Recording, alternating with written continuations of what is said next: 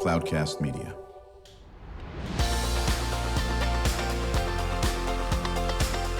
Drew Schlosberg Spotlight on the Community Show, amplifying the voices of social impact organizations, entrepreneurs, local nonprofits, and other community champions who shape the culture, creativity, and connectivity of San Diego. Brought to you by Mission Fed Credit Union, bringing good things to San Diego for over 60 years. Learn more about what is good for you and good for all by visiting www.missionfed.com. I am Dr. Nancy Rowland Heinrich, Executive Vice President of Community Engagement for National University. Today, I'm the guest host of Drew Schlosberg's Spotlight on the Community Show, the nation's longest-running community podcast, now in its 20th year. Drew is on vacation, and I will be hosting our 4 Spotlight podcasts today. We are pleased to have in the studio the San Diego Seniors Community Foundation. Joining us is longtime seniors champion Paul Downey, Chief Advocacy Officer for the foundation, joined by Kristoffer Kelly, Director of Partnerships and Philanthropy. Paul and Chris, we welcome you to the show. And Paul, let's get started with you, and if you could share the mission of your organization. Well, the mission is really to emphasize helping seniors and to make an impact on their lives around several different areas. One being senior isolation is a major issue out there. Elder fraud is another, and then a real focus on longevity, and at the same time trying to promote philanthropy. Because a very small percentage, less than about 2 or 3% of foundations in the United States focus on older adults, despite the fact that demographically we are seeing huge increases in the number of seniors in the United States, yet philanthropy is not keeping up. All right. I know one of the areas that would be interesting to talk about today that our audience might not be familiar with, and if Chris, you can share a little bit, let's talk about senior isolation. And my understanding is 1/3 of San Diego seniors are considered elder orphans because they have no family or friend support, and therefore isolation leads to significant physical and mental health issues. So could you elaborate on that? Yeah, sure. San Diego is such a great place to retire. So we have a lot of seniors here in San Diego, and that population is growing. And a lot of people have family in other parts of the country, and a lot of their kids can't afford homes here, so they move away. So you're alone here. Also, our LGBTQ friends didn't maybe have kids, so they have no younger folks to look out for them. So they're alone. Maybe they outlive their spouse, and it's like smoking 15 cigarettes a day. And the isolation and the numbers that we see is just really sad, especially for us men. Us men are very stubborn to get off the couch and to make new friends. I mean, even me, I'm a young father of 2, and when you enter a school, it's like dating all over again. My wife and I try and meet new parents, and even that's a struggle. So I can't imagine being in your 70s and 80s trying to meet new people and new friends. It's like, I'm good, let's rub some dirt on it and all that. But Paul has seen a lot of that in his work. Well, sure. I mean, I spent 30 years as the CEO of Serving Seniors, where we focused on very low-income older adults. And the isolation contributes directly to physical health issues, and it exacerbates mental health issues, and you see a decline in folks who otherwise would be healthy. But sometimes, as Chris said, it's getting that inertia, getting off the couch. We operated affordable housing. And it was tough sometimes getting people to come out of their units to come have a meal and interact. But that is critical to people's overall health and, most importantly, their longevity. We want people to thrive well into their 80s, 90s, but socialization is as important as taking your medication and exercise. Yeah, and every year we do a whole campaign all year long called No Senior Alone. And especially around the holidays, it's called No Senior Alone for the holidays. And what we do is we raise money and grant it out to different senior organizations and senior centers across the county, from Borrego to the beaches. And what we do is we try to attract these isolated seniors to a senior center or senior organization to get involved with programming and friends. And you should see these people who wouldn't have a Christmas or Hanukkah if they didn't have this support. So it's a really big deal serving this many seniors and bringing them to new friends. And just recently we had someone in Vista where we actually do this thing where we raise money and send folks to the safari park. And we got buses. They went to the safari park, many for the first time. And they're seeing giraffes and elephants, but they're meeting friends. And now they're connected to their local senior center and going on these joyful journeys with new friends that they met during these No Senior Alone adventures. It sounds like that really is helping with the socialization aspect. And in just a moment, we'll explore some of those areas further. I am Dr. Nancy Roland Heinrich, EVP of National University and the guest host of Drew Schlosberg's Spotlight on the Community Show, the nation's longest-running community podcast, now in its 20th year. The Spotlight Show is brought to you by Mission Federal Credit Union that for more than 6 decades has been supporting important causes and initiatives in the San Diego community. So I know there's a State of Seniors report that was done on the San Diego area. So let's talk a little bit about the issue of elder fraud. And Paul, should we start with you? Sure. So, we released the State of Seniors report, and we determined that we are at a very precarious crossroads in terms of seniors in San Diego and California and across the country. And one of the core issues is elder fraud.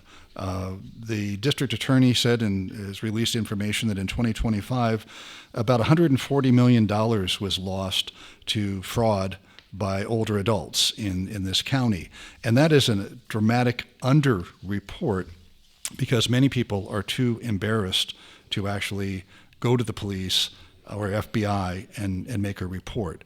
And it's rampant. And unfortunately, AI has some positive uses, but it is also being used by the fraudsters to trick older adults into sending money to bail out a granddaughter, grandson, and they're now able to even do things like mimic voices. So if they can capture a voice somewhere on social media, they can now mimic the voice. So when grandma gets a call from the grandson in Tijuana needing to be bailed out, it's the grandson's voice that they're hearing. And so it's really trying to get the message across that we need to be safe, you need to be aware, and frankly, you need to be skeptical of anybody that is approaching you for money. And the idea is to stop, think about it, talk to somebody before you take any action. Yes, we see things on the news continuously in that area. I know that our district attorney's office has certainly gone after that in a big way because of the amount of elder fraud in the community. I know another aspect of the report was on longevity. Would you like to talk about that, Chris? Sure. This is a big new initiative. For the past 6-7 years, we focused solely on the infrastructure here in San Diego for aging, and so we focused on senior centers. So we've pumped about $2 million into senior centers, from programming to capital improvements and more. And what we've noticed is that it depends on the zip code you live in and how long you live. So La Jolla, Rancho Santa Fe, other areas that are wealthy, usually you live a longer life. We see that the barrier for longevity is usually financial. And so that's why we do heavily focus on elder fraud and financial stability. But in this longevity, we launched a fund called the Longevity Fund. It's a big fund to pilot longevity clubs throughout San Diego and nationally. We've been supported by the Grossmont Health District, also West Health and the Psalm Family Foundation to build and pilot these longevity clubs. And I'm not talking about red light therapy. I'm not talking about lotions and potions. I'm talking about a sense of community, strength training, physical, mental, and financial health of seniors in every single community in San Diego. And it's been a really great initiative to work on. It's preventative instead of really fixing the problem. It's preventing the problem, because if we focus on these things that cause Alzheimer's and other of these diseases when we're 50, 40, or 60, then we're able to battle these better when we turn 80 and beyond. And people are live longer and longer. So that's why longevity is really important here. Our healthcare is good, but we want to expand that health span, not just your lifespan. Add more life to your years, not just years to your life. Well, that makes a lot of sense. You've been listening to the Spotlight on the Community show with our guests from San Diego Seniors Community Foundation, Paul Downey, the Chief Advocacy Officer, and Kristoffer Kelly, Director of Partnerships and Philanthropy.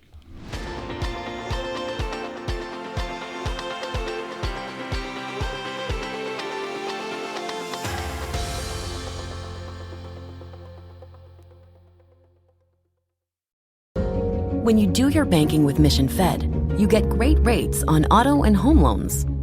That's good for you, but something good also happens for a lot of other people. We're not for profit, so we put money back into the community to help lots of great nonprofits to keep San Diego strong. So you're not just getting something good, you're doing something good. Come to Mission Fed. It's banking that's good for all.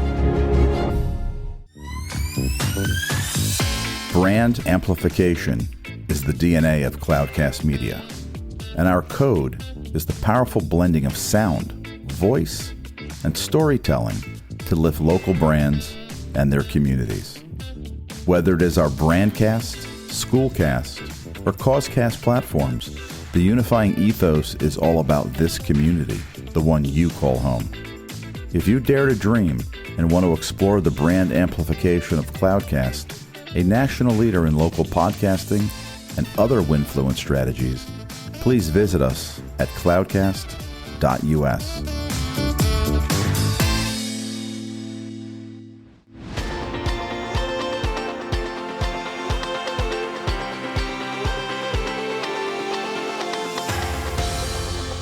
We are back with Paul Downey, Chief Advocacy Officer for the San Diego Seniors Community Foundation, as well as his colleague, Kristoffer Kelly, Director of Partnerships and Philanthropy.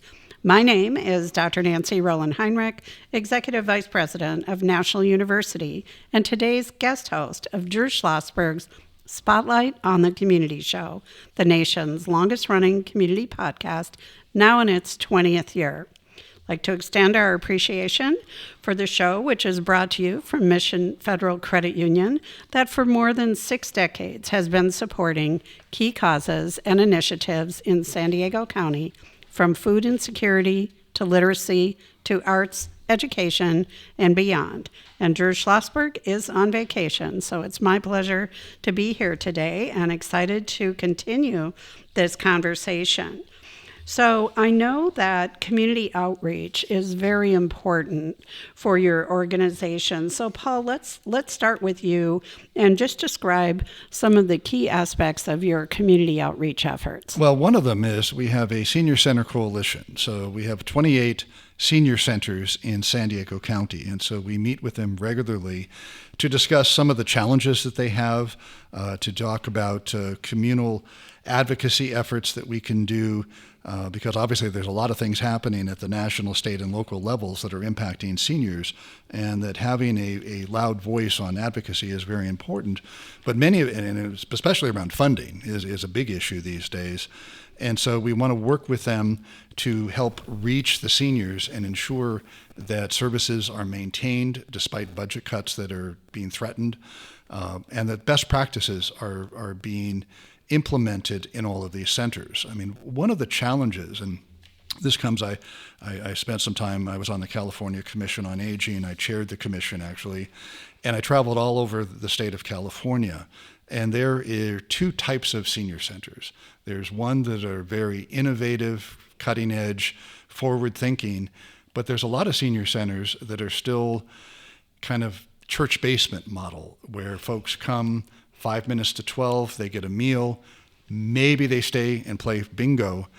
And that model may have worked years ago, but it does not work in 2026 because we're fully into baby boomers are the folks who are our core audience.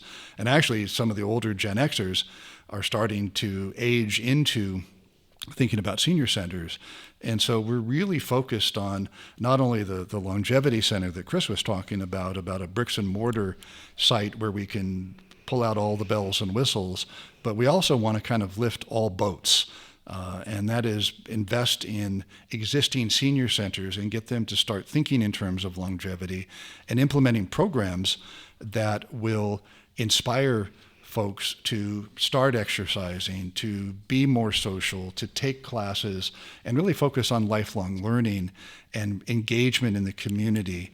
I found, and I've been doing this for more than 3 decades now, working with older adults, and sometimes it honestly is a challenge to get people, to get up, take a shower, get dressed, and go somewhere and engage rather than plop on the couch, turn on the TV, and just kind of wither away. And so we really want to inspire people to get involved. And if you do that, you can live a long, healthy life. You may have some physical challenges here and there, but you can still be a vibrant member of our community. Absolutely. And, we live in a very multi-generational community, and the more integrated the seniors are also with younger generations, I think, even if they're not officially family members, I think that is most helpful. Paul, is there anything that you would like to add to that about your community outreach efforts? And then I would be curious to find out more about the profile of the typical seniors. I'm sure that age span probably goes over 3 or 4 decades, but if you could share that information and a little bit more on community outreach. Sure. Well, when we talk about the age range, we're at the younger, we're talking maybe 55, 60, up to people into their 90s. And I think what's really important when you look at that span is to recognize just how many years that actually is. Because if you're talking, let's just use 60 to make the math easy, 60 to 90 is 30 years. Think about an infant to a 30-year-old, or a 30-year-old to a 60-year-old. You kind of get a sense that that's a long time, and there's lots of different issues and challenges that you face with that the 60-year-old may be dealing with. A 60-year-old may still be working, still may have kids at home, and the 90-year-old has different issues, maybe some physical issues that they're dealing with, probably don't have kids at home any longer, that they might have grandchildren at home that they have to take care of. And so it's, as we think about that lifespan of our older adults, we have to be able to be nimble enough to deal with the 60-year-old who's still healthy, vibrant, active, and the 90-year-old who maybe is starting to have some physical frailties, but still wants to be part of the community. Understand totally. And in our last podcast, we had a very vibrant 90-plus-year-old with Jean McAllister, the founder of the McAllister Institute. And I know in our community, we have a lot of very active people in their 90s, but you've got, various degrees of what the needs are of those citizens. So my name is Dr. Nancy Rowland Heinrich, and I'm the Executive VP of National University and today's guest host for the Drew Schlosberg Spotlight on the Community Show. The Spotlight Show is brought to you by Mission Federal Credit Union that for more than 60 years has been supporting key causes in San Diego County. We are now back with Paul Downey, the Chief Advocacy Officer for the San Diego Seniors Community Foundation, joined by his colleague, Chris Kelly, Director of Partnerships and Philanthropy.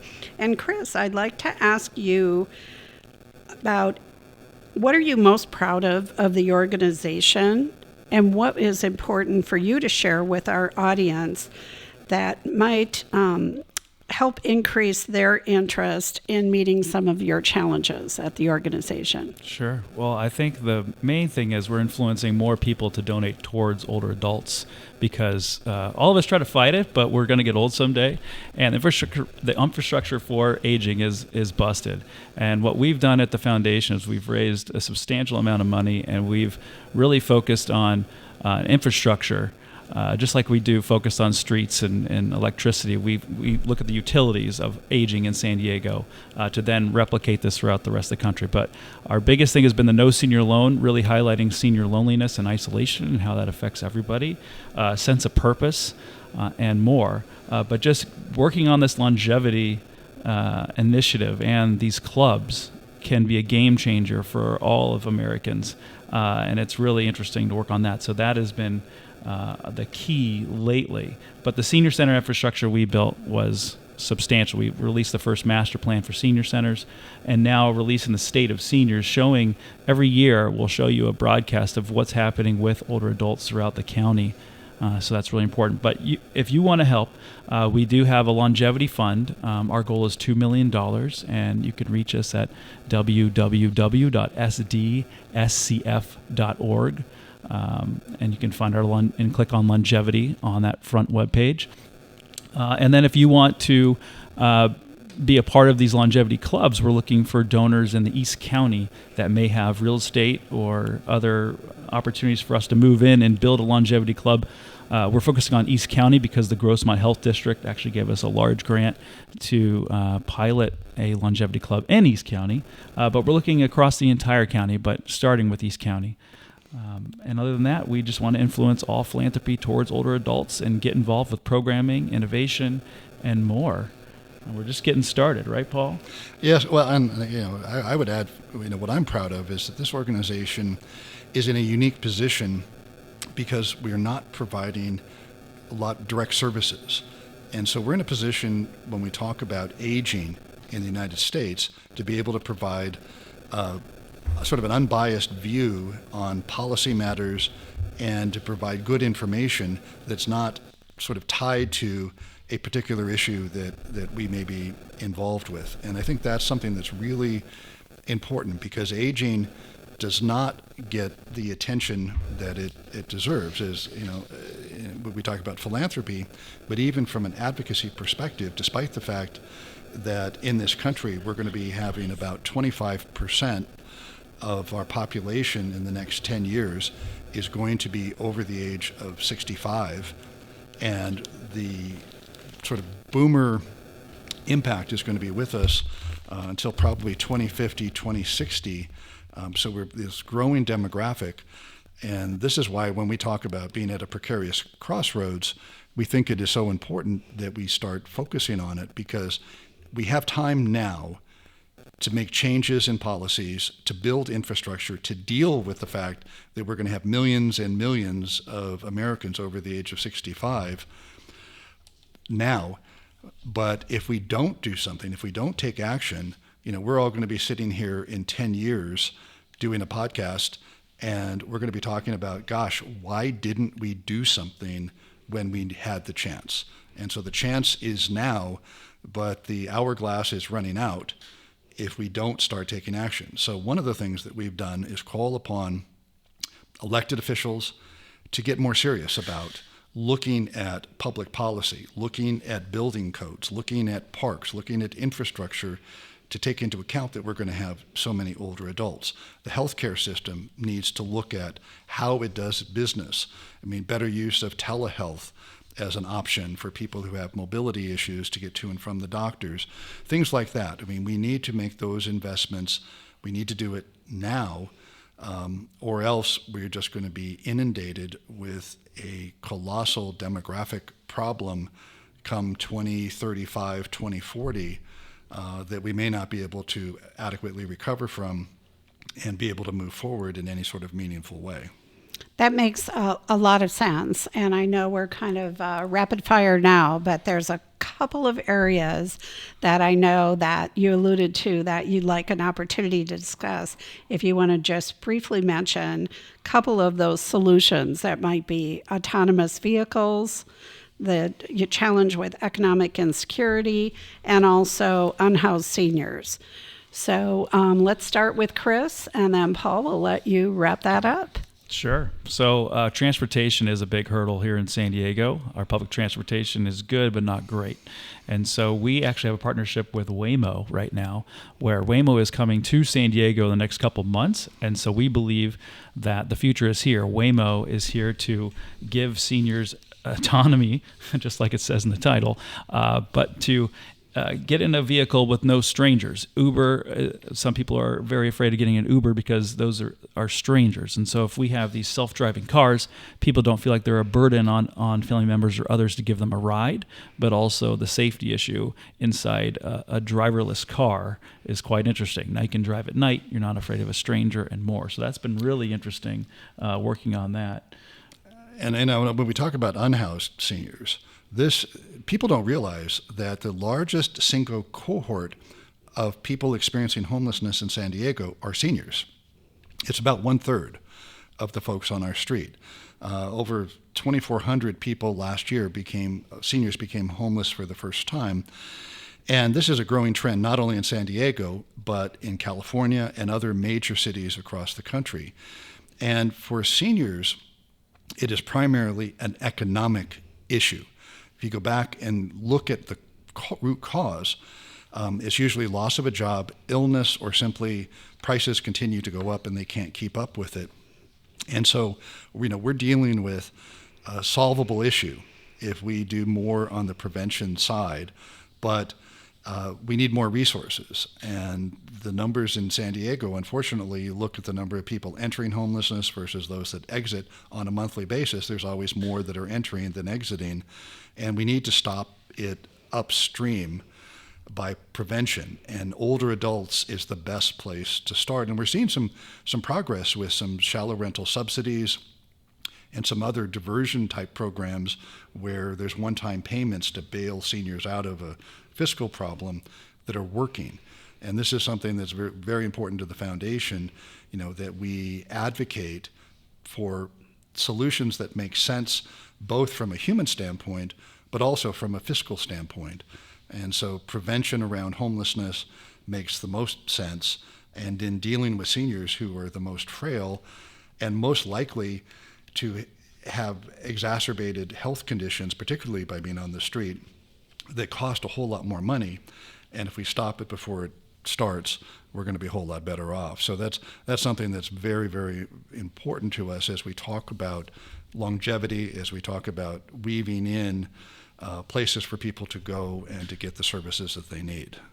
Okay, well, thank you so much for sharing with our audience a lot more information than they knew before about the status of seniors in our community, the key issue where 40% of the seniors have economic issues and they still need additional income to help with food, transportation, housing, medical expenses.